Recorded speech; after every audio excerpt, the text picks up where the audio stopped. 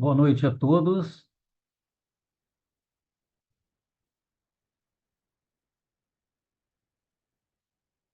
Boa Boa noite. noite. Vocês me ouvem bem? Sim, Ok, Boa noite, sim. muito bem.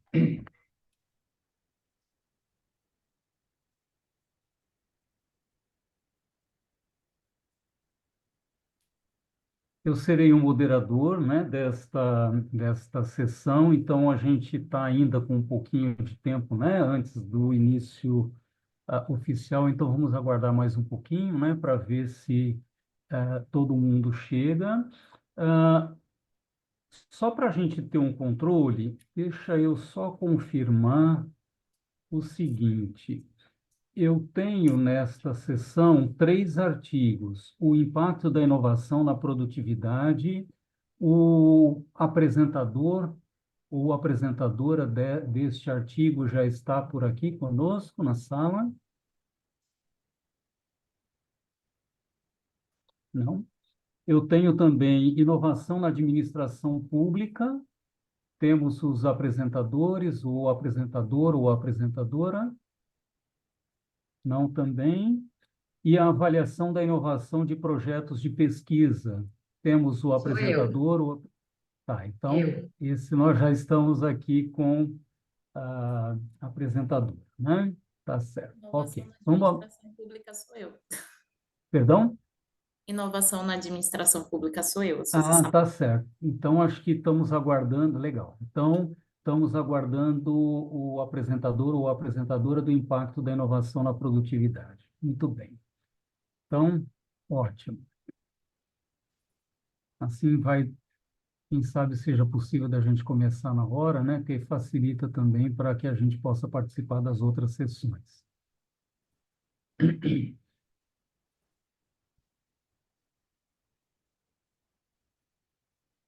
Vocês têm participado de outras sessões também? Ontem, Ontem eu participei de um eixo sobre inovação, achei fantástico.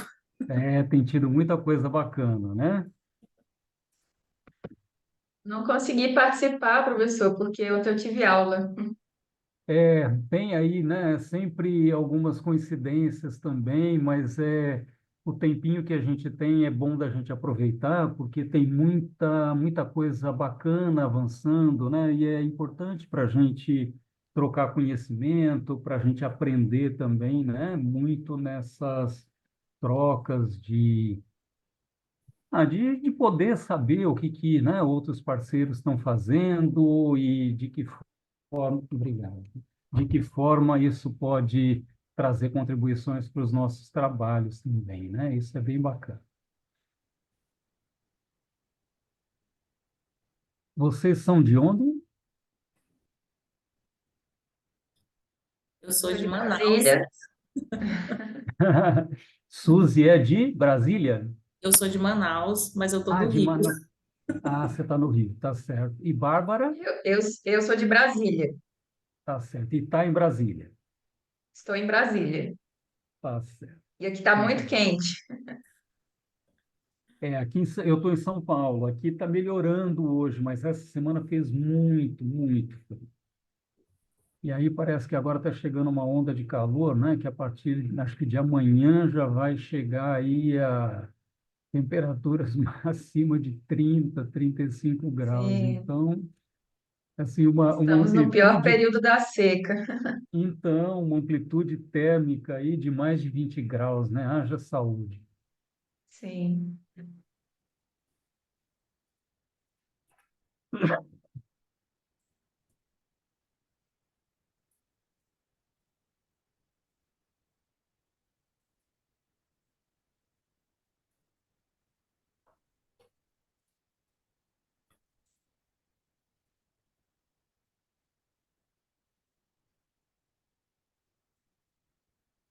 Professor, a ordem das apresentações é a que está naquele eixo da programação? Isso, olha, só conferindo, na verdade, assim, eu estou me baseando naquela, na mensagem, né, e no ambiente que eu recebi na área de moderação.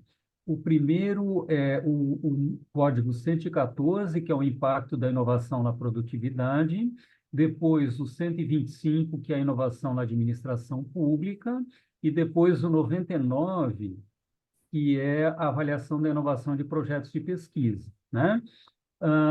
Como o primeiro é aquele que a gente está aguardando ainda, a gente espera mais um pouquinho, a gente não pode aguardar muito, porque tem, né, o cronograma da, da,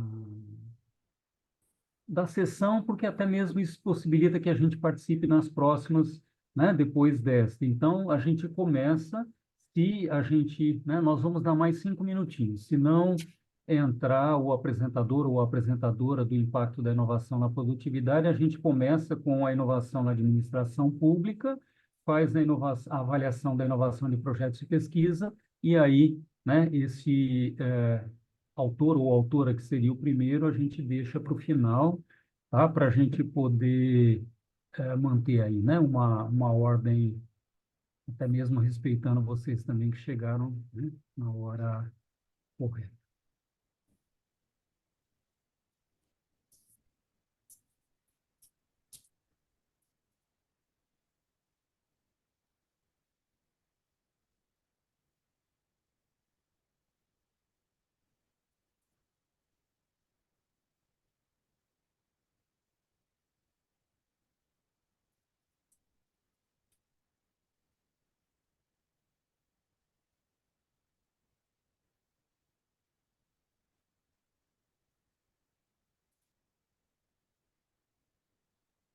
Muito bom, obrigado.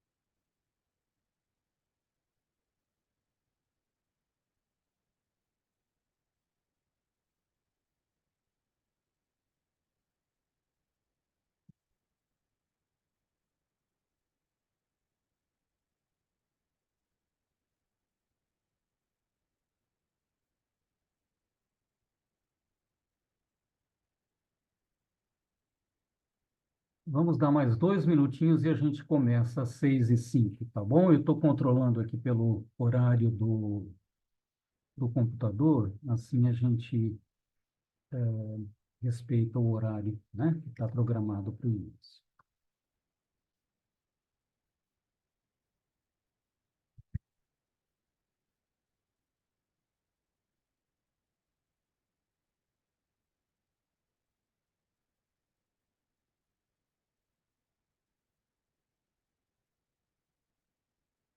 Só para a gente saber, eu tenho mais duas pessoas aqui na sala, Tiana Júlia e Vânio Oliveira. Alguém de vocês, por acaso, é o apresentador ou apresentadora do projeto Impacto da Inovação na Produtividade? Não. Não? Ok. Então, nós vamos fazer da maneira como eu tinha comentado com vocês mais cedo, tá bom? Então, vamos lá, né? Para a gente poder, então, respeitar os horários, vamos formalmente abrir a nossa sessão. Muito boa noite a vocês, né, que estão aqui participando conosco nesta sessão do EMPRAD 2024. Eu sou o professor Nelson Furquim. Eu sou professor do Programa de Mestrado Profissional em Administração do Desenvolvimento de Negócios do Mackenzie, aqui em São Paulo, e tenho, né, a honra de poder coordenar, né, ser aqui o moderador nesta sessão de apresentação de trabalhos de vocês. Então, para a gente poder, né, dar início aqui aos nossos trabalhos, eu vou pedir como nós não temos, né, o apresentador ou apresentadora do primeiro artigo, né, que está programado para essa sessão, a gente vai começar, então, com o artigo de código número 125, que é denominado Inovação na Administração Pública, Desenvolvimento de aplicativo para facilitar o processo de registro de estágio em uma instituição federal de ensino. Ah, essa sessão está sendo gravada, né? E eu vou, então, né, de acordo com as normas e orientações que nós recebemos, cada apresentador tem 15 minutos no máximo para fazer a sua apresentação, e na sequência, a gente o ideal seria que a gente abrisse para perguntas, mas das experiências que nós tivemos ontem, a sugestão que nos veio é que todos os apresentadores façam as suas apresentações, porque aí todo mundo tem o mesmo tempo e a gente abre no final para as discussões, tá bom? Então, eu vejo que entrou Afrânio Miglioli e mais algumas pessoas. Alguém, por acaso, é o apresentador do artigo Impacto da Inovação na Produtividade? Sou eu. Boa noite. Você? Então tá certo, Afrânio. A gente estava aqui, na verdade, aguardando você por ser o primeiro, então você, né, tem aí 15 minutos para você fazer a sua apresentação, e aí a gente passa para os outros artigos e depois a gente abre para uma discussão no final, tá bom? Ah, Vamos então vai lá, ser no então. final. Ontem foi após os Então, 15 minutos. Então, mas aí, até algumas experiências que nós tivemos é que, às vezes, as discussões prolongavam e quem ainda, principalmente em sessões que tinham 4 artigos, a pessoa que ia ser, né, a apresentadora do último artigo ficava aí com menos de 10 minutos para apresentar. Então, a Entendo. gente vai fazer, né, dessa forma, que eu acho que aí fica igual para todo mundo. A gente tem 3 artigos, né, nessa sessão, então dá para todo mundo apresentar. E quando faltar 3 minutos para acabar, eu aviso, tá bom? Para a Tá gente ótimo. manter os 15 minutos. Então vamos lá, Vocês veem a Frânio, minha tá com... apresentação? Sim, ela só não está no modo de apresentação, ela Ah, está. sim. Vou colocá-la. É Vou isso, muito bem. colocá-la. Obrigado, Você, Nelson. você tem 15 minutos para apresentar, então, tá bom? Vamos Tá lá. ótimo. Obrigado, Nelson. Obrigado, pessoal. Peço desculpas, pelo atraso. Parece que não, mas foi uma questão de trânsito. Uhum. É, enfim, eu sou do Sebrae, vou falar sobre um artigo que eu desenvolvi e já apresentei, inclusive, no Congresso de Inovação do Sebrae, que trata sobre o impacto da inovação na produtividade, um estudo que eu realizei em micro e pequenas empresas aqui da região de Ribeirão Preto. Eu falo de Ribeirão Preto, que são empresas que participaram do programa Ali. Se vocês tiverem algum problema com a minha conexão, por favor, me avisem, tá? Bom, como introdução, o contexto, né? Acho que é fato para todos, mas é importante ressaltar, né, que as MPEs, as micro e pequenas empresas, são fundamentais para a nossa economia. Elas representam, segundo os últimos dados, 99% das empresas do país e geram mais da metade dos empregos formais do setor privado. Em Ribeirão, né, que é a região alvo da pesquisa, só na cidade de Ribeirão Preto, 73,7% das empresas são MPS. Com isso, destaca-se Ribeirão, aí, a região, a importância das MPS para a cidade. Este estudo, né, que eu vou apresentar para vocês, ele investigou o impacto da implementação de inovações na produtividade das micro e pequenas empresas da região de Ribeirão Preto, que participaram de 2 ciclos do programa Ali, realizados entre o segundo semestre de 2022 e o primeiro semestre de 2023. Cada ciclo do programa corresponde a um semestre, tá? Então, o primeiro ciclo, segundo semestre de 22 e o segundo ciclo, o primeiro semestre de 23. E para isso, né, para trabalhar dentro desse objetivo, foram analisadas as mudanças, né, na produtividade, no grau de inovação dessas empresas após a implementação de soluções inovadoras. Os fundamentos que eu trabalhei foram relacionados à produtividade, né, como essencial para as MPS, porque com isso elas podem oferecer produtos e serviços mais atrativos, a inovação, especialmente a incremental, né, porque quando a gente fala do ambiente de micro e pequena empresa, nós estamos falando de inovação predominantemente incremental, ajuda essas empresas a crescer e a se adaptar ao ambiente econômico. E o programa Brasil Mais Produtivo, que é o pano de fundo aqui do nosso trabalho, e o programa Ali, que visam elevar a produtividade e a competitividade dessas empresas. De que maneira? Implementando práticas inovadoras de baixo custo e alto impacto. E isso ocorre onde? Ao longo do ciclo que eu disse para vocês, de 6 meses, numa jornada chamada Jornada da Inovação para a Produtividade. Tudo isso implementado pelo SEBRAE, por meio de agentes locais de inovação, que vão a campo implementar essas mudanças, essas práticas inovadoras em micro e pequenas empresas. Aqui está um contexto do programa, né? Ele é um programa de governo ligado ao Ministério da Integração e do Desenvolvimento Regional, que é o programa Brasil Mais Produtivo, e operacionalizado por esses 3 atores. Eu, especificamente, sou do SEBRAE. E Uhum. aqui a jornada, o nosso método, digamos assim, que é por onde a empresa passa com a presença em loco de um bolsista. Não sou eu sou bolsista orientador de outros bolsistas que vão a campo. Então, eu oriento 10, né, bolsistas que vão a campo. Cada um desses bolsistas, que é o agente local de inovação, atende em média 25 microempresas a cada semestre. Só para vocês terem uma noção da amplitude do programa, em nível estadual, São Paulo, nós somos, ou melhor, os agentes que estão em campo são na média de 400, né? Então, 400 com 25 empresas cada um, dá para vocês terem uma noção da amplitude do projeto a cada 6 meses. E aí, eu não vou entrar muito em detalhes, né? No artigo tem isso. O trabalho começa com diagnóstico, passando pelo levantamento de problemas, mede-se indicador no início, mede-se indicador no final, para apurar o quanto houve de evolução na inovação e na produtividade. E aí, como maneira de medir a inovação nas micro e pequenas empresas, eu adoto estágios de alguns autores, né, que estão descritos na fundamentação bibliográfica, que categorizam as empresas em 3 estágios: as pouco ou nada inovadoras, isso para micro e pequenas empresas, tá? As inovadoras ocasionais e as inovadoras sistêmicas. Como que se encaixa nesses estágios? Através do grau de inovação. O grau de inovação, ele é algo gerado pela aplicação do diagnóstico que é feito no projeto, né? Então, o projeto tem um questionário com vários aspectos que são analisados e que são gerados um grau de inovação a partir de 5, ou, se não me engano, 6 dimensões, tá? Então, baseado nesse grau é que se encaixa a empresa em um desses estágios.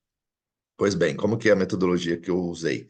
Ela foi uma pesquisa do tipo quantitativa e descritiva. Utilizei dados de 110 micro e pequenas aqui da região de Ribeirão Preto, que participaram daqueles ciclos naquele período que eu falei para vocês anteriormente. Foram coletados dados sobre os problemas que elas enfrentavam, as soluções implementadas, o grau de inovação e a produtividade antes e após a participação no programa. Um pouquinho sobre os dados, né, que foram obtidos nesse trabalho. A amostra se caracteriza predominantemente por empresas do comércio, né, 52%, e as demais aí dos outros setores, com ênfase aí para serviços, tá? E aí na tabela ao lado, uma distribuição mais específica. Eu fiz um retrato antes e depois da participação das empresas na jornada. Antes, no início da jornada, quando foi feito o primeiro diagnóstico, foi aplicado o primeiro questionário, as empresas respondem perguntas baseado nas respostas que elas dão, elas recebem notas em cada uma dessas 6 dimensões. Corrigindo, não são 5, são 6 dimensões que falam sobre controles gerenciais, aspectos de gestão de operações, marketing, inovação, transformação digital e ESG. Baseado na resposta que o empresário dá para perguntas nessas dimensões, o método do radar de inovação atribui essas médias. Então, na média de cada dimensão, a média de todas elas dá o grau de inovação médio. Então, as 110 empresas investigadas, no início, tinha um grau de inovação médio de 2,48. Isso, com exceção da dimensão voltada para marketing, as encaixava naquele menor estágio, de pouco ou nada inovadoras, tá? E por que talvez só marketing tinha um pouco melhor o desempenho, né? Porque aqui o score começa em 1 e vai até 5, né? Que é o máximo. Por que dessa diferença do marketing? Porque os principais problemas que eram trazidos no início do trabalho do agente local estavam, como vocês observam aqui na tabela ao lado, relacionados a temas na área de marketing, relacionamento com clientes, faturamento, marketing, divulgação, precificação e sazonalidade. Então, 44% dos problemas que foram trabalhados, os problemas que foram relatados pelas empresas, estavam ligados a essa temática de marketing. Quais foram as soluções? Então, aqui, esse é o retrato das empresas no início. E aí, a partir disso, definiu-se ações, né, implementadas ao longo da jornada. Quais foram as principais soluções que foram implementadas ao longo da jornada? Esse gráfico mostra, né, que soluções na categoria voltadas à gestão financeira, relacionamento com o cliente, processos internos, marketing, vendas, aumento da base de clientes, sistema de gestão e outras tantas, tá? Então, predomina-se aqui as soluções voltadas para financeiro e marketing e processos internos, que são geralmente as principais dores dessas pequenas empresas. Depois de implementadas essas soluções, que era o alvo da minha pesquisa, como que houve evolução, né? Esse foi a minha grande inquietação. Então, se vocês observarem aqui, né, onde eu estou posicionando o apontador, é a média inicial que eu apresentei lá para vocês, 2,48. Após 6 meses aproximadamente de trabalho, com o apoio do agente local, com o apoio de consultorias do Sebrae, com o apoio de toda uma estrutura de suporte ao micro e pequeno empresário. No final, mede-se novamente o mesmo questionário, e aí se chegou a uma média, a um grau de inovação médio de 3,9, ou seja, houve uma variação de 0,6 no grau de inovação médio dessas empresas. O que já dá para a gente afirmar que elas saíram de pouco ou nada inovadoras para inovadoras ocasionais. Então, significa que já houve uma melhora aí no grau de inovação. Nós temos uma outra forma de mostrar também, né, o grau de inovação, que é por meio de um gráfico radar, que exibe exatamente as mesmas informações que eu coloquei na tabela.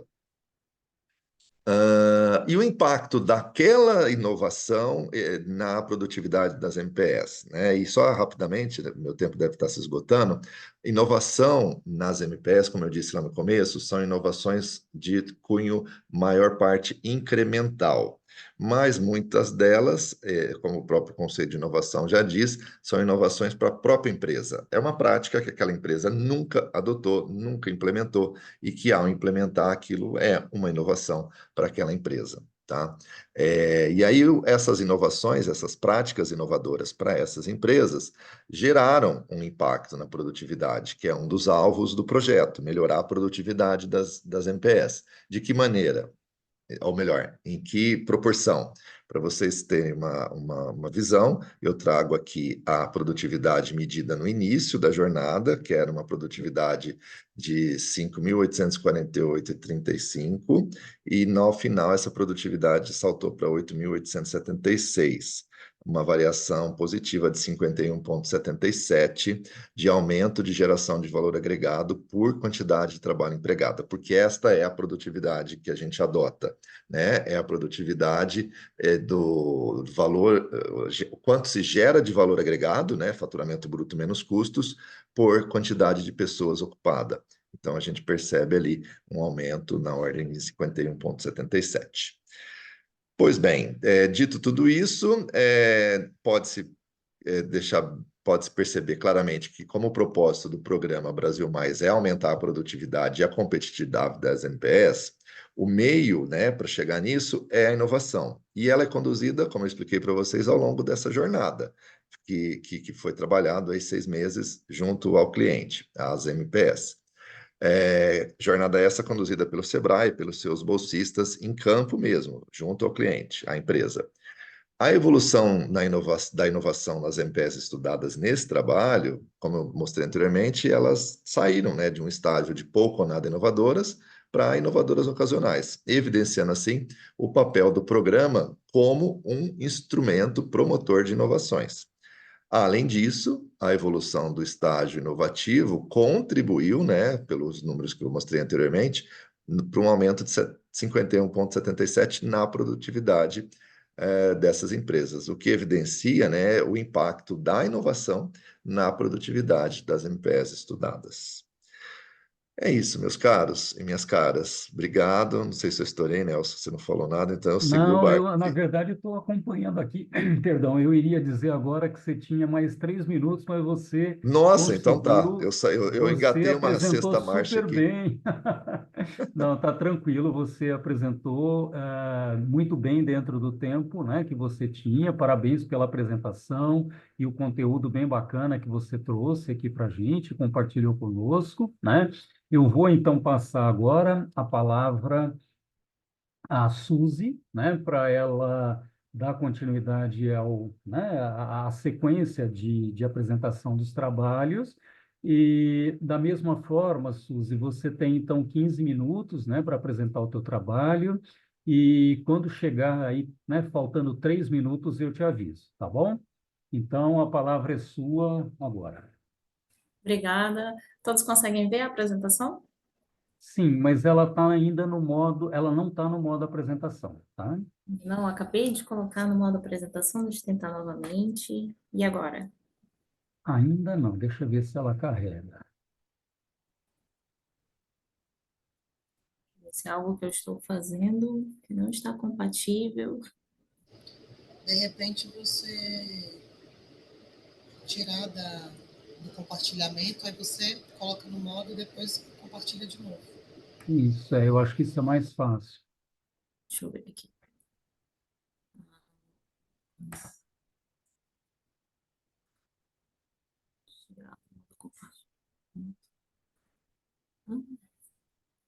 Eu e a minha total falta de habilidades com o Zoom, né?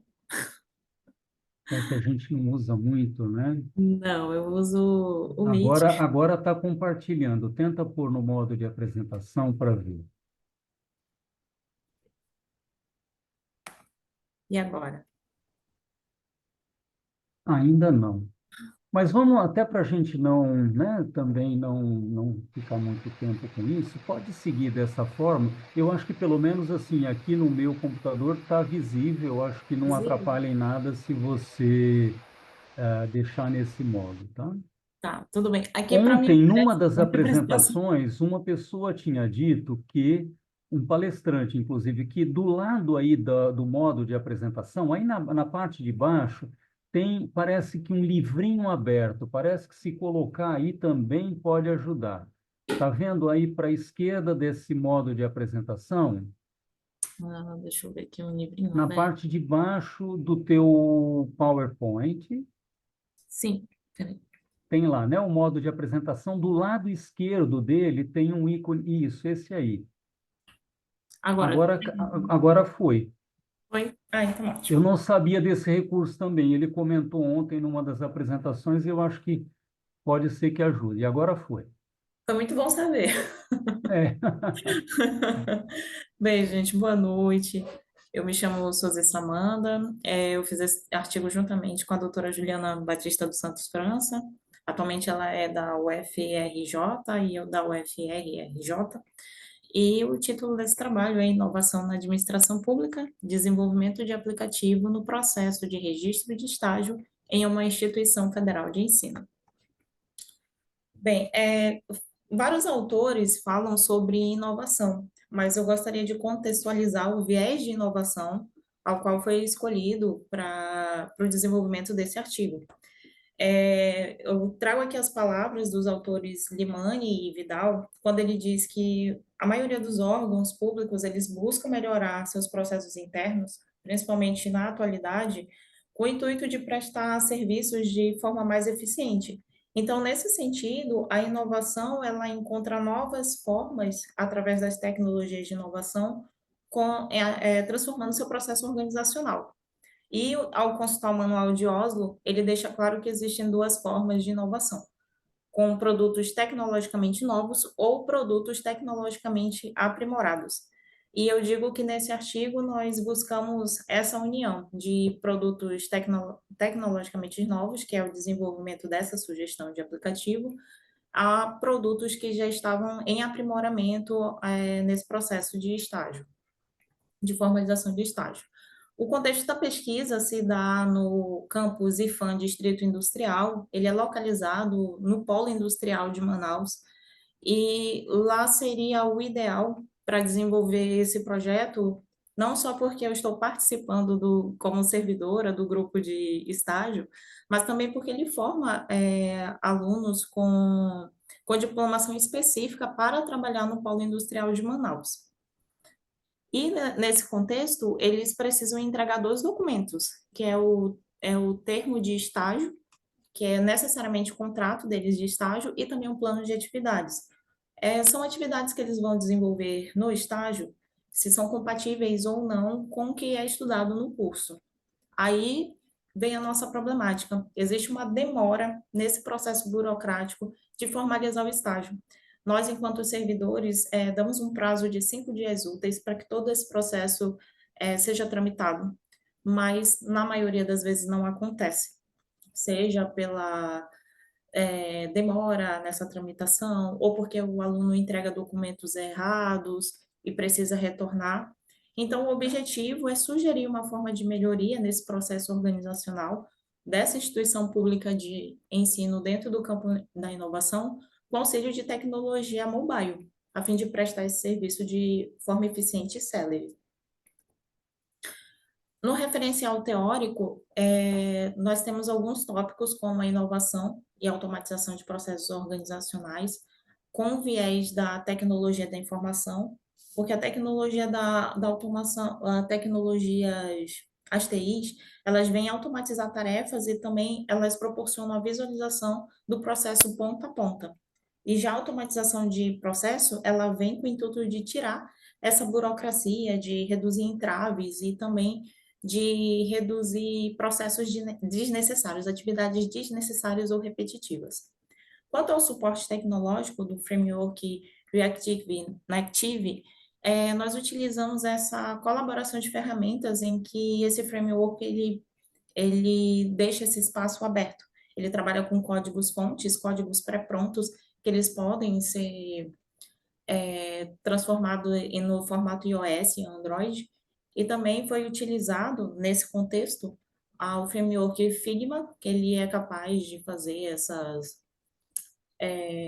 os framings sobre telas, cores, utilidades, e também o protótipo em si. E o Firebase, porque nós precisávamos de uma base de dados em nuvem, que é mais fácil de carregar e muito menos complexa. A metodologia da pesquisa se divide em um artigo tecnológico de natureza aplicada. As técnicas foram a pesquisa bibliográfica, pesquisa-ação, o JAD, que é o Joint Application Development, e o modelo de aceitação de tecnologias. Foi uma inspiração para o modelo de aceitação de tecnologias, o modelo TAM, foi a inspiração que nos trouxe para testar e avaliar se haveria sucesso ou não nessa empreitada de sugestão de aplicativo. E o método qualitativo, como diz Gil, é um fenômeno social no contexto em que ocorre complexo de relações interpessoais. Por participar desse contexto, por observar a dinâmica do dia a dia, foi escolhido esse método qualitativo. Pois bem, na construção da solução, foi determinado esse escopo. A proposta de solução precisaria atender que fosse gerado o contrato e o plano de atividades, que nós chamamos de TCE e PA, precisaria de uma foto 3x4 que substituísse a foto física 3x4, e havia a problemática das assinaturas. Precisava colher a assinatura do aluno, da instituição de ensino e da empresa. Então, para isso, nós precisamos desenvolver, pensar na logomarca, em design de telas, códigos, telas de cadastros, interface, e esse foi a nossa estrutura do que precisava para a construção da solução. Pois bem, nessa tela aparece a proposta de como foi feito através de uma simulação, já era o protótipo em si. Foram divididas estruturas de pastas com a programação do aplicativo com a ajuda desse emulador. O emulador é o que vocês verificam à direita. À esquerda vai se acrescentando os códigos e esses códigos vão dando formato para o aplicativo. Isso é concebível em tempo real. E nós utilizamos o programa Visual Studio Code para realizar isto. Após a criação dessas interações, nós acrescentamos também o Firebase, como eu havia falado anteriormente, como uma plataforma de armazenamento de dados em tempo real, e também o Firebase Authentication, que é justamente para o cadastro de alunos, carregamento de imagens, e também o wireframes, que ele permite com que fossem identificadas essas telas, como vocês podem observar, de dados e contratos e as cláusulas que gerariam o cadastro. Ao término, nós conseguimos fazer com que todo esse processo que é mostrado nessa tela, que é o processo de ponta a ponta das atividades, de tudo que precisa realizar no estágio, eles fossem compilados dentro desse aplicativo. Todas essas tarefas que aparecem na tela foi refletido nesse aplicativo chamado Estágio Fácil. Como vocês podem ver, essa logomarca ela foi desenvolvida por um cartunista e também por um programador, intencionalmente na cor azul, porque ela faria um contraste com a tela do celular.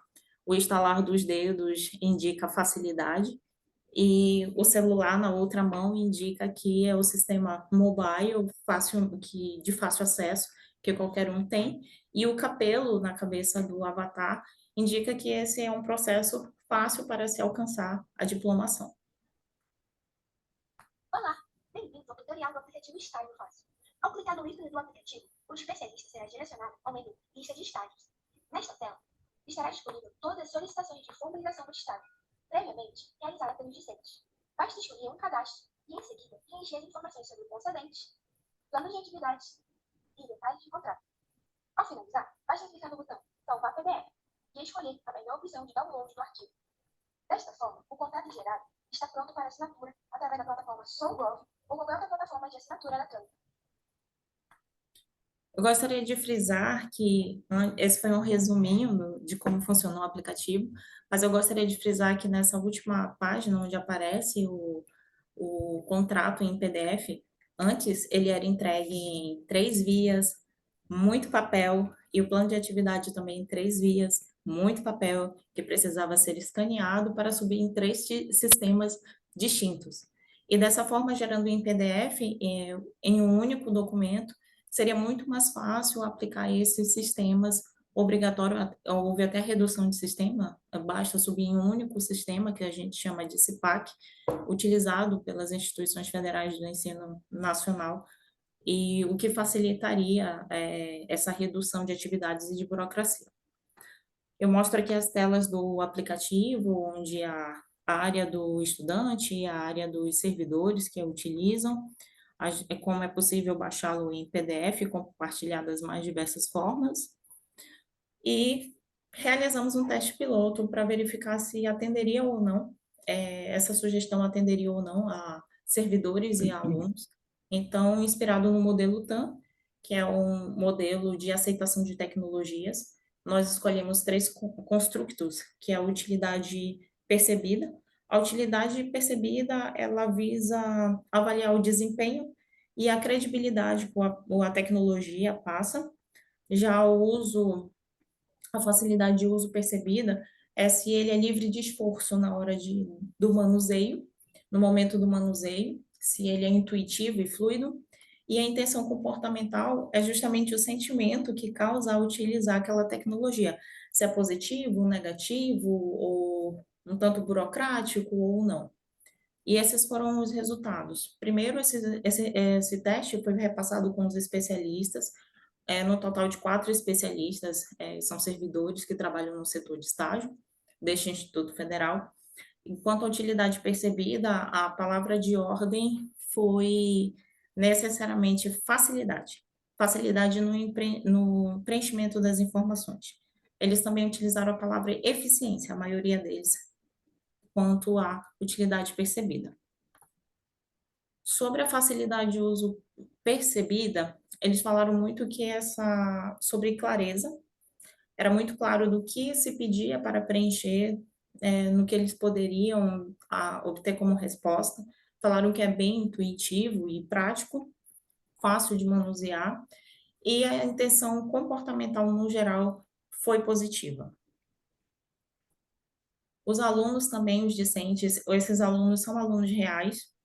Esses discentes eram discentes que naquele mês específico conseguiram estágio nessas empresas do Distrito Industrial e realmente fizeram a sua solicitação através do aplicativo, também realizaram um teste e, no geral, eles relataram que o preenchimento de dados foi fácil de acontecer, intuitivo, e apesar de um deles ter apontado alguns bugs, que ele teve que fechar e abrir novamente o aplicativo, mas carregou a foto, ele conseguiu colocar as informações e foi muito fácil de usar.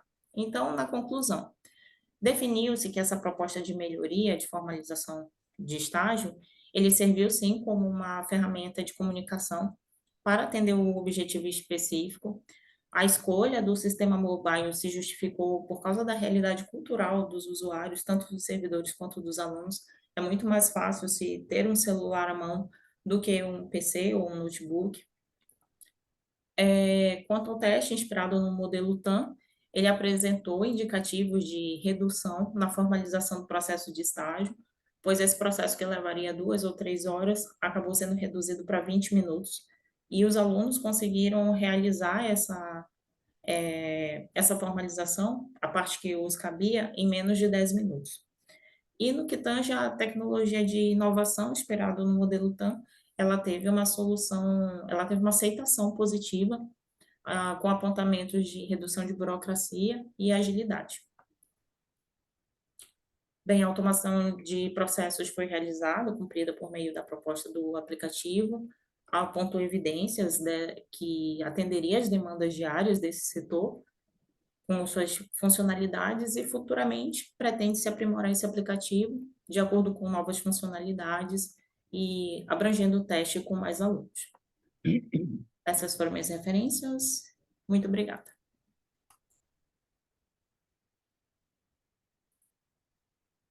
Muito bem, Suzy, parabéns pela apresentação, pelo conteúdo, né, bem interessante que você está trazendo, compartilhando conosco aqui e focando, né, bastante aí na proposta de trazer melhorias com base em inovação. Muito bem e muito bem conduzida a tua apresentação também dentro do tempo que estava destinado a você.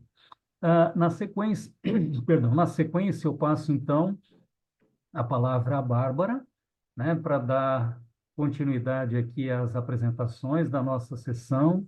Bárbara, você tem, então, né, 15 minutos para fazer a tua apresentação, e quando faltar 3 minutos, eu te aviso, né, para você ter o controle melhor do tempo, tá bom? Muito bem, vamos Ok, ouvir, então, o que você tem para compartilhar conosco. tudo bem. Vocês estão conseguindo enxergar minha tela? Sim.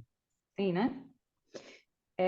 Foi muito interessante eu cair nessa sessão, porque eu acho que meu trabalho vem para fechar muito bem a sessão, porque a gente fez uma avaliação da inovação dos projetos de pesquisa de alunos de pós-graduação que são vinculados ao setor público, né? Então, eu sou mestranda, minhas colegas Luiz e Renata fizeram esse artigo comigo, e nós fomos orientadas pela professora Lana Montesano, que é a coautora desse artigo. Então, no contexto, a gente escolheu o conceito de Sano, né? Que ele diz que, resumidamente, a inovação seria a introdução de algo novo ou significativamente melhorado. E isso geraria novos produtos, melhorias nos processos ou novas soluções, sempre focando em resultados. Segundo Montesano e Isidro, né, a inovação é crucial. Ixi, passou. A inovação é crucial na administração pública, né, porque ela vai melhorar a qualidade, a rapidez, a transparência dos serviços públicos e vai atender às expectativas da sociedade, né, promovendo interações mais eficazes com todos os cidadãos. Então, isso a gente consegue enxergar que a promoção da inovação seria fundamental para o desenvolvimento socioeconômico de toda a sociedade como um todo, né?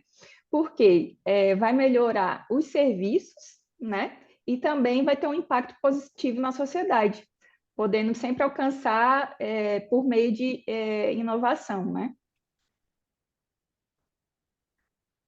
Baeta Neves, McManus e Carvalho destacam também que em países desenvolvidos a pesquisa científica é sempre muito incentivada para impulsionar a inovação e fortalecer as economias dos países, né?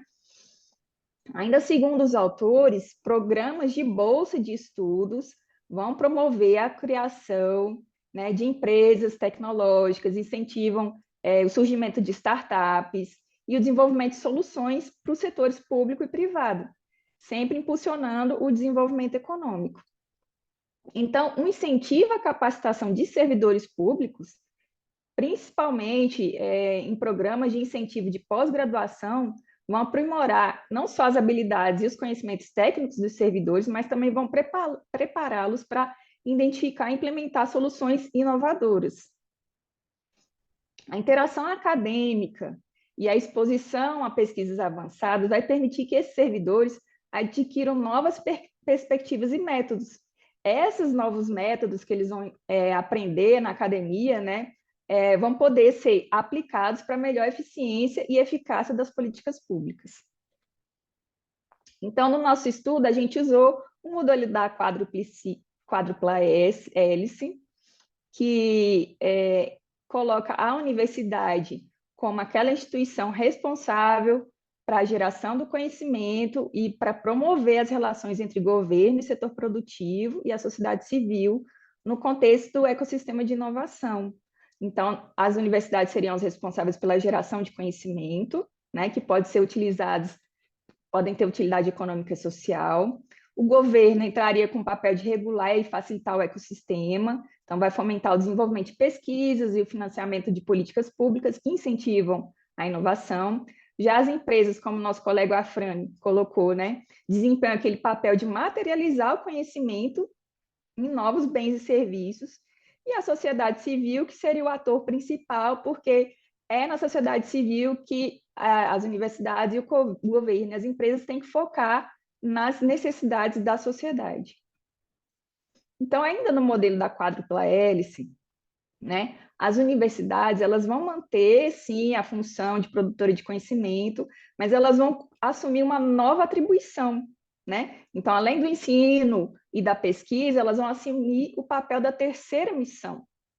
A terceira missão, ela vem abranger todas as atividades que envolvem a geração, o uso, a aplicação e a exploração do conhecimento e outras capacidades também das universidades fora dos ambientes acadêmicos. Para que a universidade, então, produza uma ideia inovadora, né, segundo vários autores, né, que a gente encontra hoje em dia, a comunidade acadêmica ela precisa sempre estar atenta às demandas da sociedade. Então, não basta mais ela ficar só no ambiente acadêmico. Ela tem que participar do modelo da quádrupla hélice e verificar quais são as demandas da sociedade. Então, nosso problema de pesquisa e nosso objetivo, ele vai coadunar com o advento do marco legal de ciência, tecnologia e inovação, porque com esse advento do marco legal ficou evidente que é cada vez mais importante, muito necessário, a formação de recursos humanos em áreas de empreendedorismo e inovação. Então, examinar os temas dos projetos de pesquisa de alunos de pós-graduação vai nos fornecer informações valiosas sobre as áreas de interesse em inovação. A questão seria, se os projetos de pesquisa, de pós-graduação, principalmente no nível estrito sensu, realizados por alunos de cursos voltados para a gestão pública, abordam temáticas de inovação, e esses projetos possuem potencial para gerar inovação nas organizações públicas, né? Então, o objetivo seria realmente verificar a capacidade que esses programas de incentivo à pós-graduação, bolsas, ressarcimento, qual que seria a capacidade em promover inovação no setor público desses programas, a partir do quê? Da avaliação dos temas dos projetos de pesquisa dos alunos participantes e que são beneficiários de bolsas e de reembolsos, né, de projetos de pesquisa. Então, a metodologia, ela ficou caracterizada, a pesquisa, como descritivo, recorte transversal, de abordagem quant e quali. A coleta de dados foi feita por meio de survey, estruturada em 3 partes, com 20 questões. 18 eram fechadas e 2 abertas. Essas 2 abertas foram o foco da pesquisa. A gente perguntou quais que eram os temas de pesquisa dos mestrandos e doutorandos, tá? A ferramenta foi o Google Forms, a gente enviou por e-mail para servidores da Secretaria de Economia, que são beneficiários de um programa de bolsa de estudos, e também encaminhado para grupos de WhatsApp de colegas nossos, né, de alunos de pós-graduação em nível de mestrado e doutorado do IDP. Análise de dados foi estatística descritiva e análise de conteúdo de temática utilizando a metodologia de Bardhan. A gente utilizou as ferramentas Excel e o ChatGPT, até para a gente trazer a inovação na nossa análise metodológica. A amostragem foi não probabilística por conveniência, então foram selecionados a priori pós-graduandos no curso de mestrado e doutorado, profissional de administração pública do IDP. Na amostra, a gente teve 79 respostas coletadas, sendo que 77 foram válidas, 2 foram consideradas inválidas pela análise do ChatGPT. Então, o perfil da amostra ficou assim: 42 respondentes masculinos, 35 do sexo feminino, a idade preponderante foi de 40 a 49 anos, a gente verificou que a maioria realmente está fazendo, que respondentes estão cursando mestrado, a maioria é do Distrito Federal e 50 deles são da Secretaria de Economia do Distrito Federal. A gente também perguntou se exerce cargo de chefia ou não, ficou bem equalizado ali, 50%, quase para cada. E se já trabalhou com inovação, a gente verifica que mais de 70% nunca trabalhou com inovação ou na área de inovação. Então, para análise de resultados, a gente usou totalmente o ChatGPT, tá? A gente fez o upload do arquivo, que foi gerado pelo Google Forms no ChatGPT, e começamos a fazer as análises estatísticas.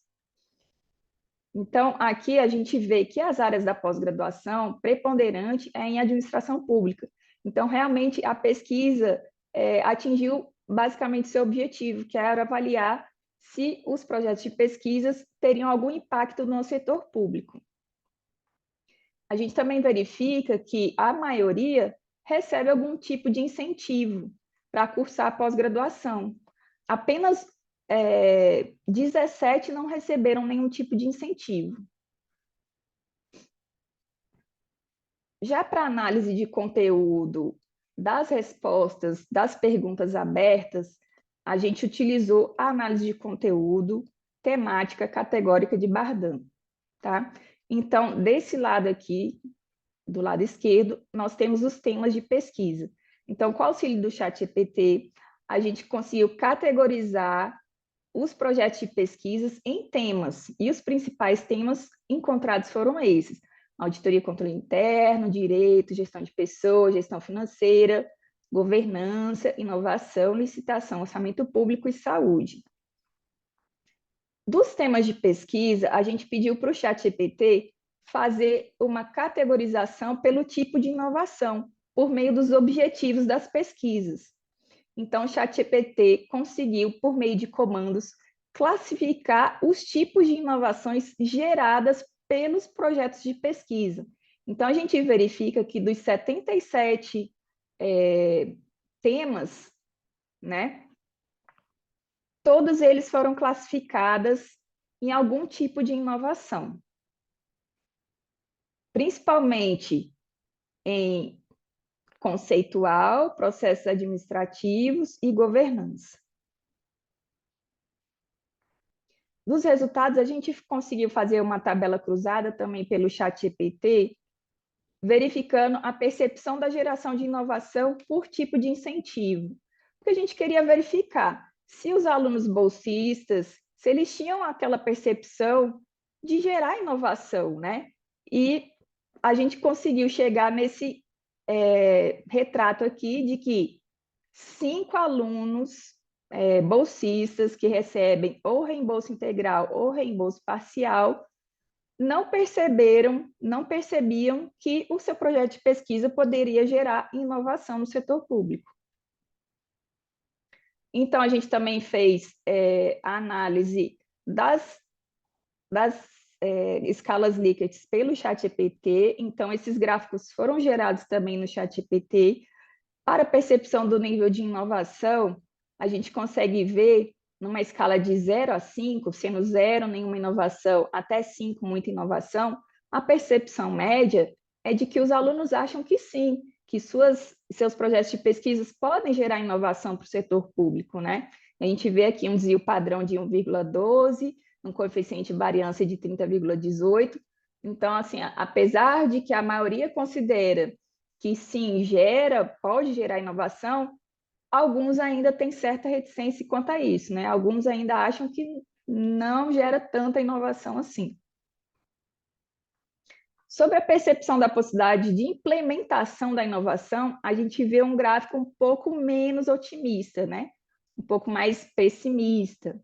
Então, sendo 0 a nenhuma inovação, até 5, todas as inovações, né? Os alunos acham que mais ou menos algumas inovações poderão ser implementadas e outras não.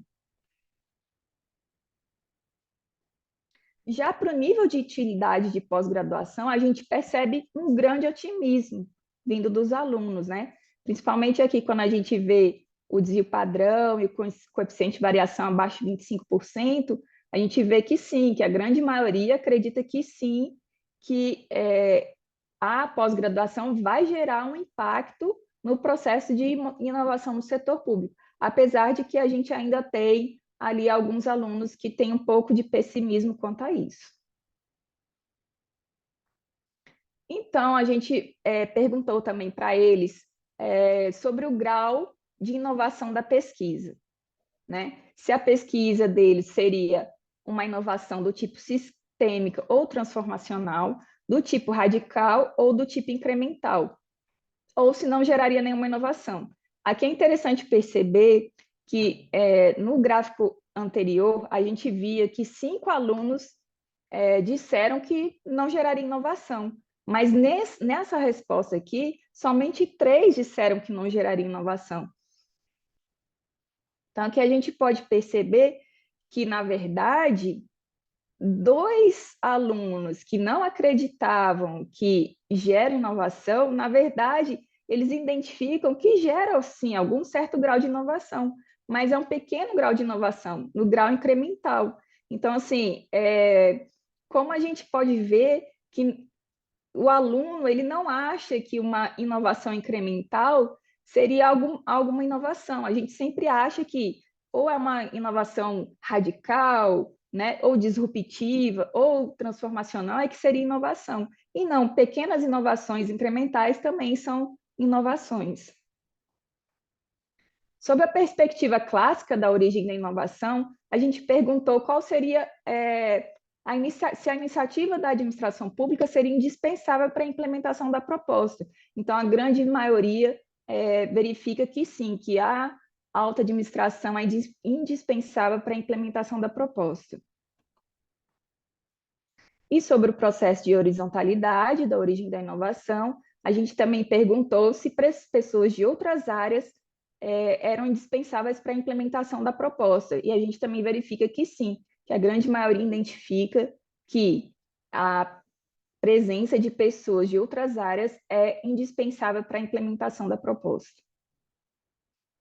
Então, quais são as considerações finais? a gente identificou que na percepção dos respondentes, 93% consideram que sim, que seus projetos de pesquisa, de pós-graduação, podem contribuir para a geração de inovação do setor público. E desses, 76% recebem algum tipo de bolsa ou reembolso. Então, a gente pode correlacionar a importância de programas de incentivo à pós-graduação com a promoção de ambientes de inovação nas organizações do setor público.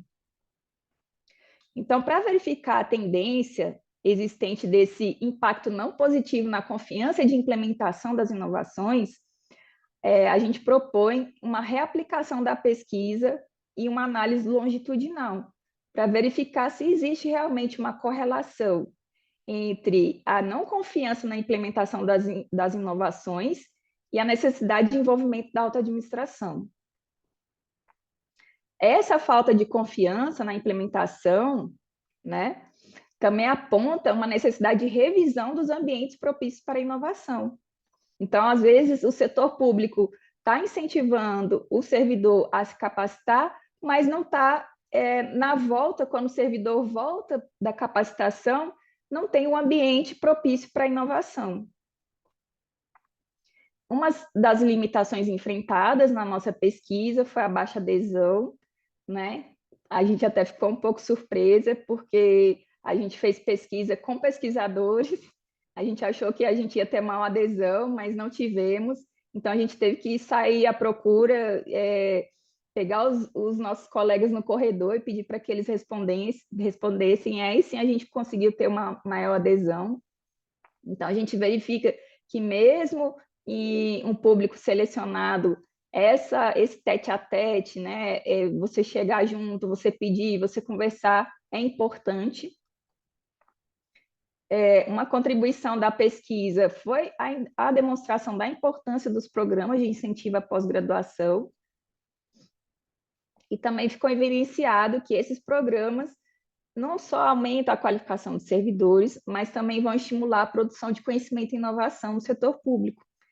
Só que a gente precisa destacar que é necessário um monitoramento desses programas, para que as propostas não fiquem apenas no papel, né? E que os alunos sintam mais confiança para implementar as inovações que eles geram na academia. Então, espera-se que esse trabalho inspire novas pesquisas sobre o tema, porque a gente encontrou poucos estudos sobre, né? Então, a grande escassez de estudos nesse tema, e também sobre o tema do uso de inteligência artificial na análise dos dados, né, em projetos de pesquisas. Isso é interessante porque a inteligência artificial ajuda bastante nas análises quali e quant, né? Existe aí um certo receio ainda da academia no uso da inteligência artificial para geração de conteúdo, às vezes não seja muito legal mesmo, mas para análise de dados é muito importante, é muito legal e é uma ferramenta que hoje é de acesso fácil, né? Você nem sempre o aluno consegue estudar estatística enquanto está fazendo pesquisa, então o ChatGPT ele ajuda bastante, não só na entrega dos dados, mas na análise também. Ele já dá insights sobre a análise dos dados, né? É isso, muito obrigada.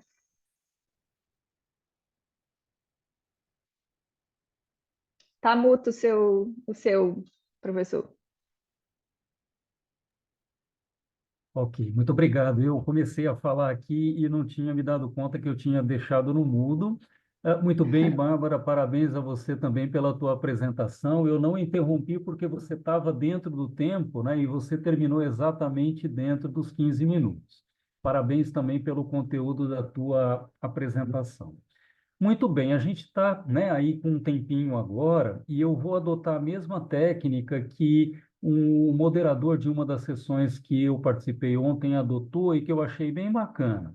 Ele abriu primeiro para os palestrantes fazerem perguntas entre si, né, aí pelos trabalhos que foram apresentados. Então, eu passo primeiramente a palavra ao Afrânio, à Suzy e à Bárbara, para vocês, né, caso tenham alguma colocação, algum questionamento, alguma contribuição sobre o trabalho, né, entre vocês aí mutuamente, e aí depois a gente abre para uma discussão maior. Então, né? Eu estou aqui, em primeiro lugar, vendo que a Bárbara levantou a mão, então podemos começar pela Bárbara. Por favor, Bárbara.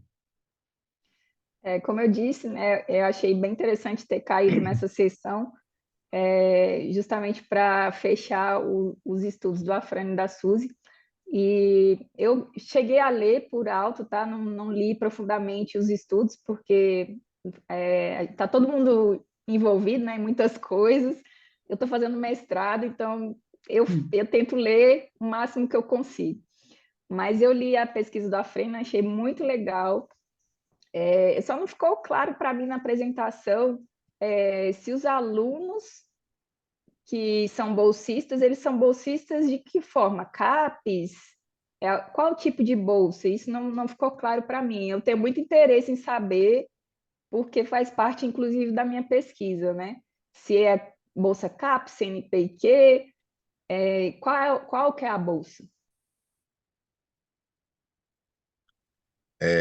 Ô, Bárbara, obrigado. Primeiro, parabéns pelo trabalho. Depois eu preciso fazer uma pergunta também, não posso esquecer. É, Até 2 ou 3 anos atrás, era via CNPq. Depois de 2 ou 3 anos para cá, o Sebrae ele conseguiu, através da reforma. Perdão, não só por isso. Com a promulgação do novo marco da inovação, permitindo para outras instituições também serem núcleos de pesquisa, etc., e conceder bolsas, o Sebrae montou uma política de inovação e aí, com isso, ele passou a ele poder conceder bolsas. Então, de 2 ou 3 anos para cá, não é mais via CNPq, é via o próprio Sebrae. Tá? Então, originalmente, porque esse projeto, e apesar de ter já mudado de alguns nomes, ele já vem, acho que se não me engano, há uns 8 anos ou mais.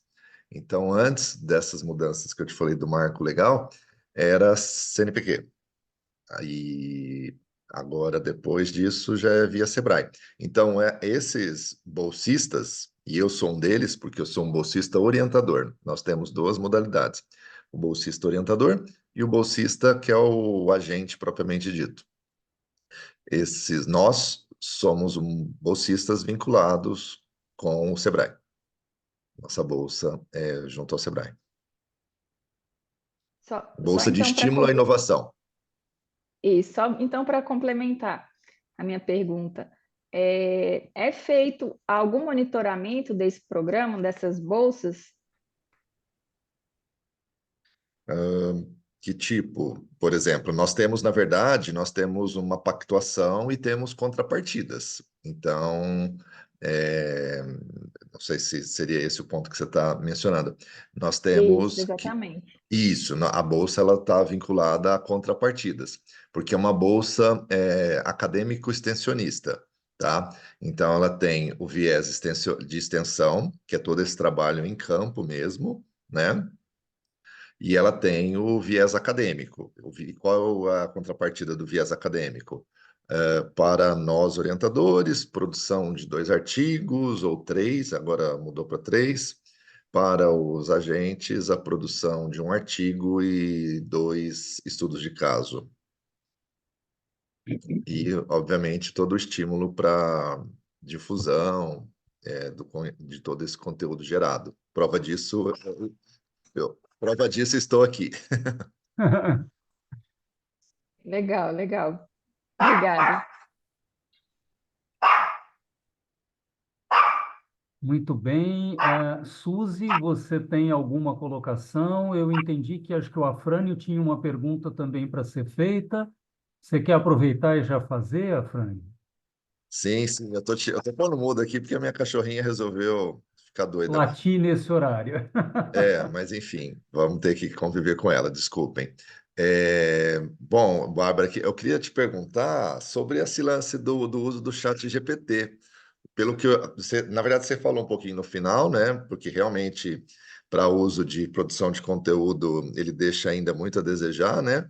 Lógico que dá alguns insights bacanas, tal, mas pelo que eu entendi, vocês usaram mais para análise, tratamento e análise dos dados, foi isso? Fala um pouquinho mais. Como é que você fez isso na prática? Sem Eu querer posso usar o só tempo. complementar. Eu queria, na verdade, complementar o que a sua pergunta com uma curiosidade também, né? Se você puder também discorrer um pouquinho sobre isso, se vocês usaram a versão gratuita ou a versão paga, né? Porque elas também têm diferenças Muita aí, diferença, talvez, o Nelson. naquilo que, né, a gente sabe que é oferecido gratuitamente e aquilo que é oferecido pago. Então, estou pegando uma carona aí na pergunta do Afrânio, e para você poder contar um pouquinho mais para a gente aí, dividir essa experiência. Certo. Quando a gente fez o artigo, né, é, o foco era a avaliação via inteligência artificial. Mas a professora gostou tanto que ela pediu para a gente dividir, né? Então, desse trabalho saíram 2 artigos. Um artigo com os resultados da pesquisa e um artigo com a metodologia utilizada via ChatGPT, né? Então, aqui a gente apresentou o artigo dos resultados da pesquisa, mas a gente fez toda a metodologia via ChatGPT. Então, a análise qualitativa também de Bardan, a gente pediu para o ChatGPT categorizar as respostas. Ele deu as categorias, eu não passei nenhuma categoria para ele. Ele me informou categorias possíveis, tá? E aí eu Você fiz uma nova alimentou. análise. Oi? Você alimentou com as respostas e pediu para ele categorizar, é isso? É, hoje o ChatGPT você consegue passar um arquivo para ele. A gente faz um upload de arquivo. Então eu Uhum. peguei o arquivo que foi gerado Já no Google matou a Forms, versão, é a versão paga, pelo jeito, né? versão paga. Tá certo. Já Ok. respondemos. É, e aí a gente pega o arquivo do Excel e faz o upload no ChatGPT. E aí a gente começa a conversar com ele. O importante para uma análise de dados é que o ChatGPT faça parte como se ele fosse um pesquisador também. Então a gente tem que começar a contar a história para ele desde o início. Então, quando a gente pensa em fazer uma pesquisa, a gente já fala com ele: olha, eu vou fazer uma pesquisa assim, assim, assado, eu vou fazer tais perguntas. Então, o ChatGPT, ele tem que fazer parte da equipe, né? Para ser bem aplicada a metodologia com ele. Então, quando eu cheguei com o arquivo para ele poder analisar o arquivo para mim, ele já era parte da equipe, ele já era Uhum. parte da pesquisa, né? Ele Tá já certo. entendia Ele é do um que se tratava pesquisador a junto com pesquisa. você, né? Isso. E aí, quando eu fiz o upload do arquivo para ele, ele já sabia quais eram as minhas questões, quais eram as minhas colunas de respostas, né? Quais eram as minhas variáveis, ele já sabia tudo, porque a gente trabalha desde o início para que ele faça parte de todo o processo, tá? Então, eu fiz o upload do arquivo na versão paga, né? Que é o 4.0, que é a versão, ela é realmente mais robusta, né? Eu trabalho com análise de dados, então por isso que eu pago o ChatGPT, né? Eu Uhum. trabalho com análise de dados na Secretaria de Economia, então é importante para o meu trabalho mesmo. E o ChatGPT, como ele é feito em Python, ele é um analista de dados. Essa é a origem dele, né? Ele faz a análise de linguagem natural, legal, mas na verdade ele é um analista de dados, né? Então, para qualquer análise de pesquisa, ele é fantástico. Ele faz qualquer análise quantitativa muito bem. Então, você quer saber uma correlação, ele faz. E ele dá insights também. Então, eu quero uma correlação de Pearson ou Spearman. Ele faz, e ele te dá insights, ele fala porque usar Pearson ou Spearman, né? Você não precisa entender muito de estatística, porque ele te dá os insights. E na análise qualitativa, é algo que não tem muita pesquisa sobre isso. Uhum. Então, pegar texto e categorizar em temas, isso é bem complexo. E o ChatGPT, ele faz até muito bem. na minha pesquisa, na minha metodologia, eu consegui alcançar 70% de precisão na análise qualitativa. E Então, eu você precisei. descreve, e você Ele descreve isso na sugere tua metodologia. categorias. Não, não, não. Eu estou dizendo assim, quando você descreve a sua metodologia, você menciona lá que você vai inserir ferramentas, né? Eu vou chamar aí para a gente não se limitar ao chat GPT, porque tem o Gemini, enfim, aí tem. Mas Sim, você descreve lá que você vai envolver ferramentas de inteligência artificial para, né, processamento de dados e tudo mais. isso. E para o chat GPT, a gente basta dar alguns comandos e são muito simples, né, para ele. A gente pede para ele assim, eu quero fazer uma análise categorial utilizando a metodologia de Bardan. Aí você pergunta para ele, como que seria a análise categorial de Bardan? Aí ele dá os passos. E se você concordar com aqueles passos, ele já começa a categorizar, né? Então ele Ou atua seja, muito bem como... Pode falar. desculpa te interromper, que você já levantou a bola 2 vezes, eu preciso arremessar. Não necessariamente, que é uma lacuna muitas vezes, até para gente que já tem uma certa prática, né? Não necessariamente a gente precisa ter um conhecimento tão amplo de estatística ou de análise, de ferramentas estatísticas. Você passando para ele aonde você quer chegar, as variáveis de pesquisa, né? Ele pode ir junto te dando as melhores análises, vamos dizer assim, os melhores métodos estatísticos. Exatamente, exatamente. Tadinho dos Ele dá, estatísticos.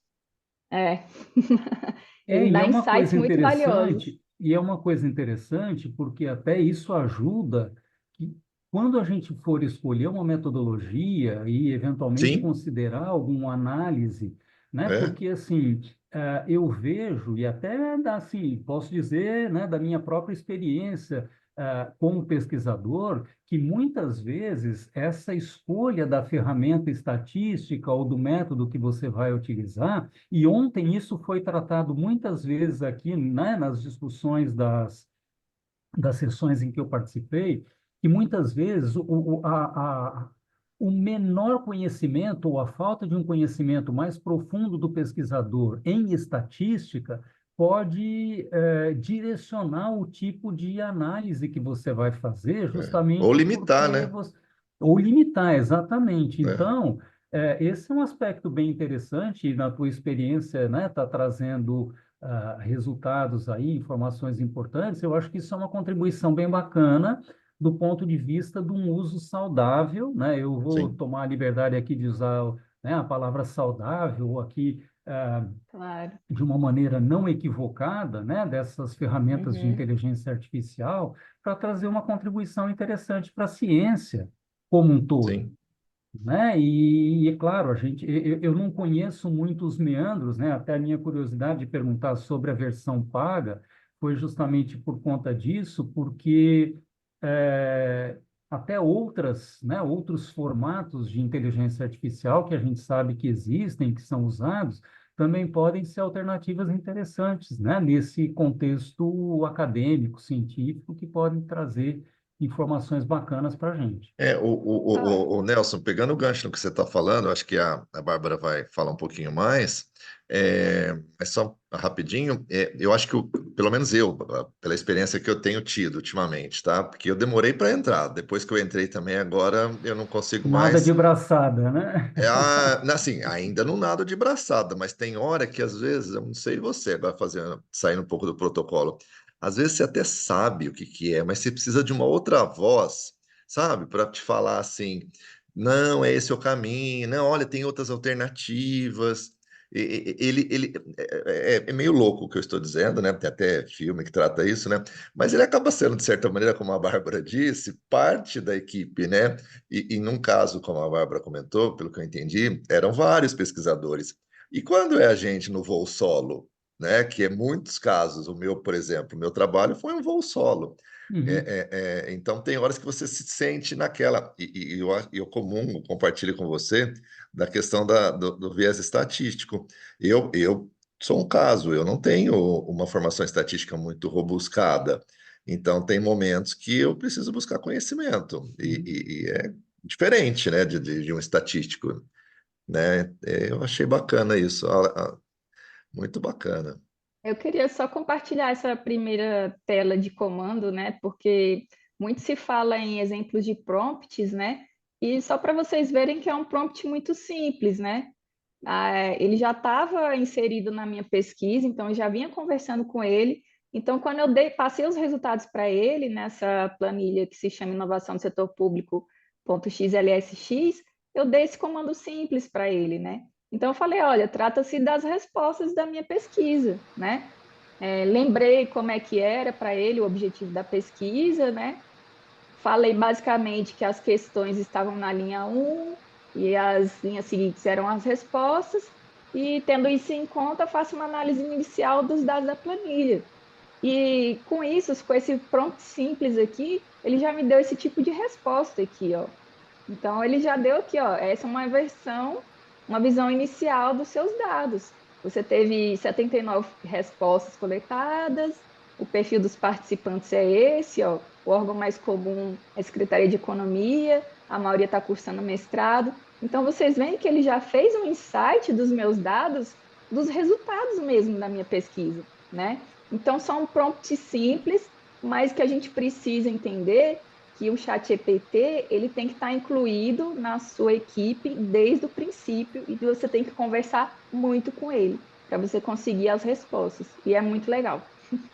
É isso. Ok, pessoal, só para a gente compartilhar, eu acabei verificando no chat agora.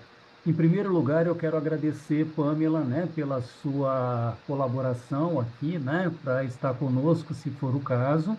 Mas tem uma convidada, a Priscila Batista, que usa, né, tem experiência no uso de inteligência artificial e ela queria compartilhar alguns conhecimentos, algumas informações aqui conosco.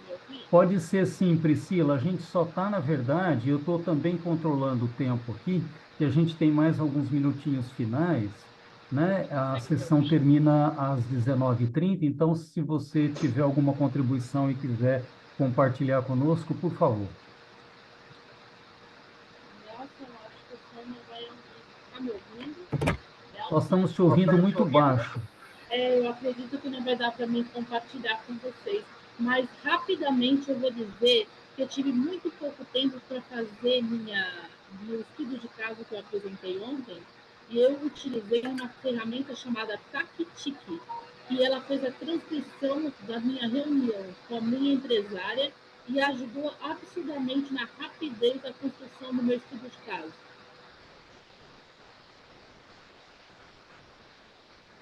TACTIC. Coloca no chat, Infelizmente, coloca lá no chat para gente, Priscila. Porque assim, realmente está baixa. Ô, Nelson, você está no mudo. Você está no mudo. Eu tento ajudar aqui, ficar no mudo, mas obrigado, Afrânio, por ter me relembrado. Tactic.io. Isso eu vou até anotar o nome aqui para poder, que é sempre bom, né? Também alguém que já tenha uma experiência de uso.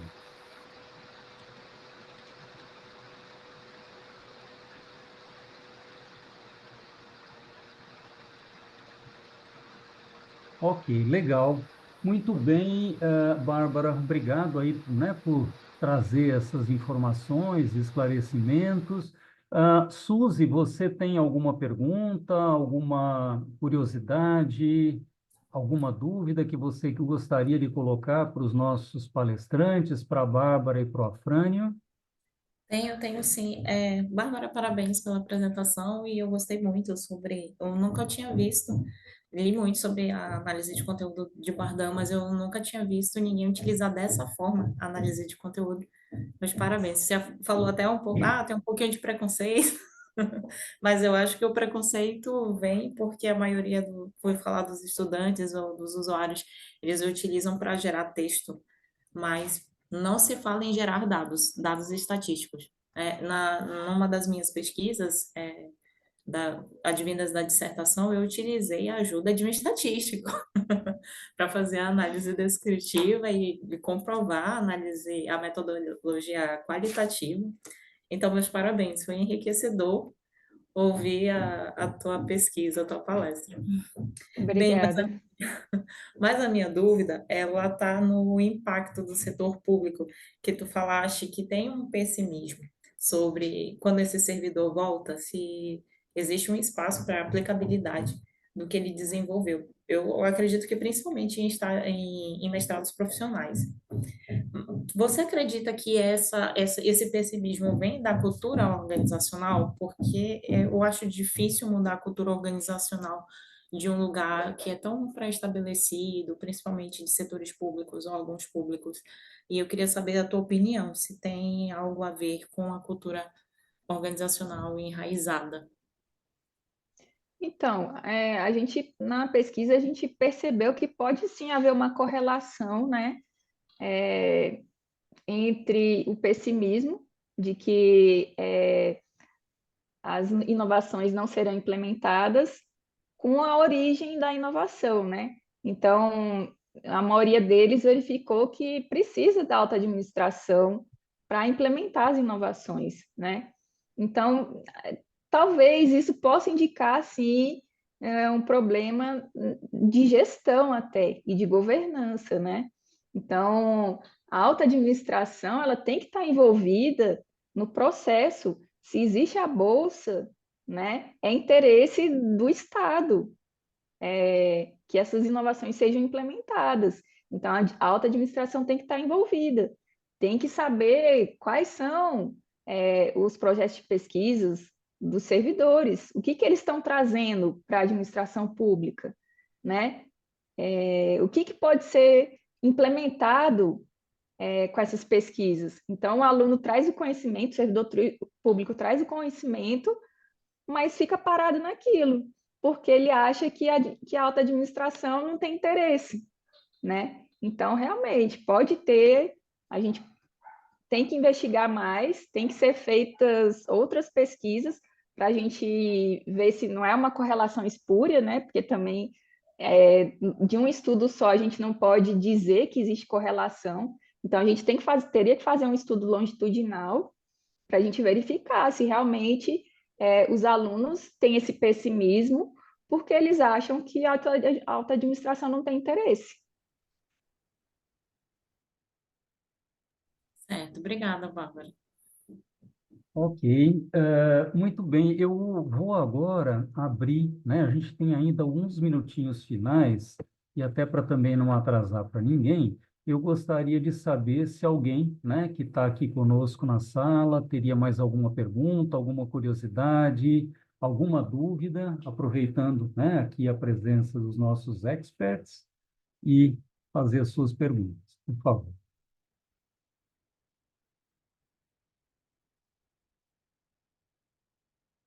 Não?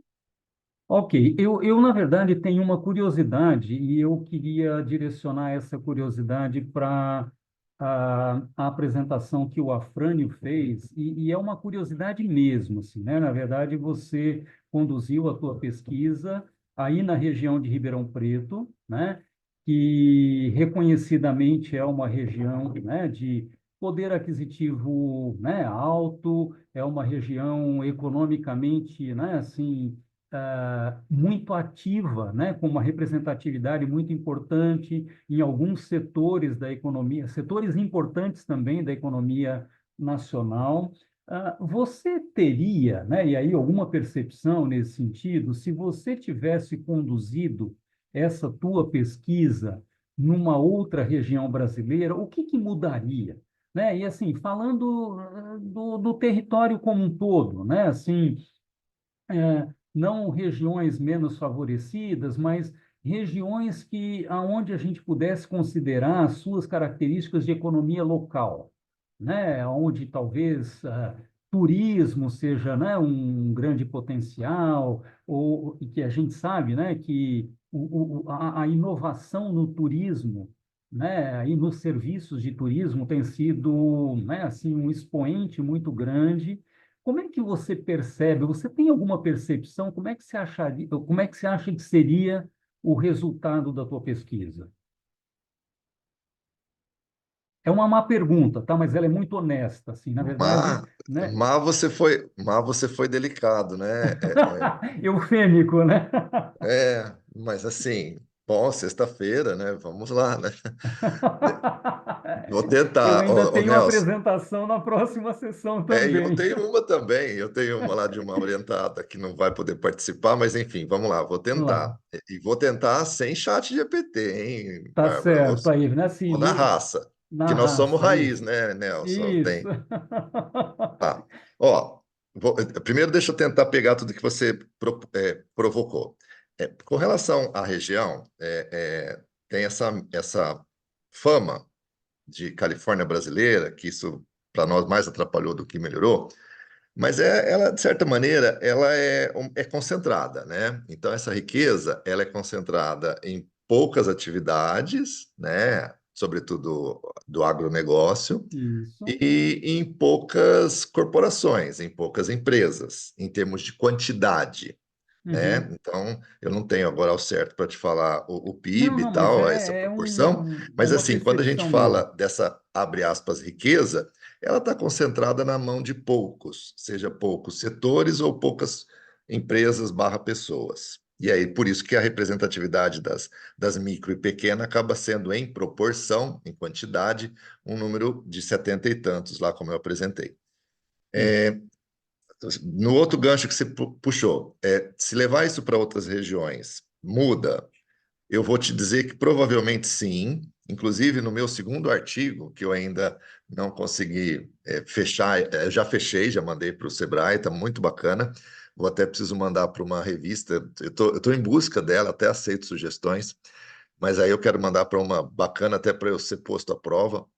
Eu consegui fazer análise olhando o estado inteiro, porque Uhum. nós temos, né, como eu disse para vocês, esse projeto, primeiro que ele é nível Brasil, tá? Uhum. Mas nós somos estadualizados, então eu estou numa coordenação estadual. Então eu consegui a base de dados do nível estadual.